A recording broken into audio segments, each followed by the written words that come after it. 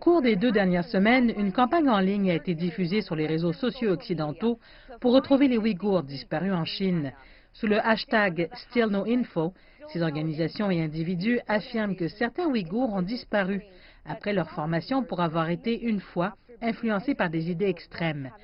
CGTN a envoyé des équipes de journalistes dans le Xinjiang pour savoir ce qui s'est passé. Dès le premier jour, une femme qui aurait soi-disant disparu, Ali Noor, 23 ans, a été rencontrée. Elle travaille maintenant dans ce restaurant. Ali Noor dit qu'elle a été choquée d'apprendre la nouvelle pour la première fois il y a une semaine. Le cousin de son mari, Abdullah Rasoul, est celui qui a publié des informations à son sujet, ainsi que la disparition présumée de quelques autres membres de la famille. C'est ridicule. Si je pouvais entrer en contact, je serais ravie de savoir qu'est-ce qui leur a passé par la tête. Je me demande pourquoi ils ont dit cela. En tirent-ils des avantages ou étaient-ils sous la contrainte, mais qui les forcerait?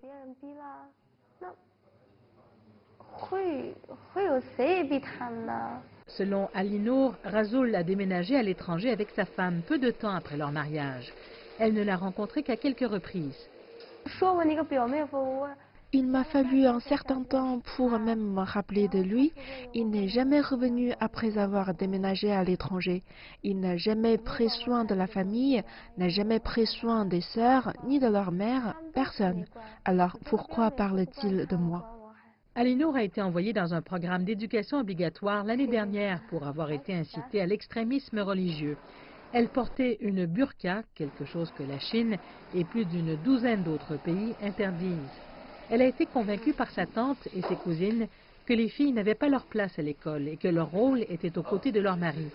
Ali Noor a quitté l'école tôt, s'est mariée et a eu son premier enfant alors qu'elle n'avait que 18 ans.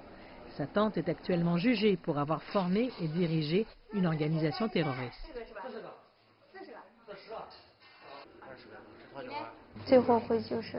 Ce que je regrette le plus, c'est d'avoir quitté l'école. Certains de mes camarades de lycée sont toujours à l'école. Certains ont trouvé du travail. Quelques-uns ont même démarré leur propre entreprise. Maintenant, je les regarde avec envie. Ali Noor a terminé le programme d'éducation en mai de cette année. Le message de portée disparue publié par le cousin de son mari incluait aussi sa fille, mais nous avons aussi vu Ali Noor en train de discuter par vidéo avec sa petite fille.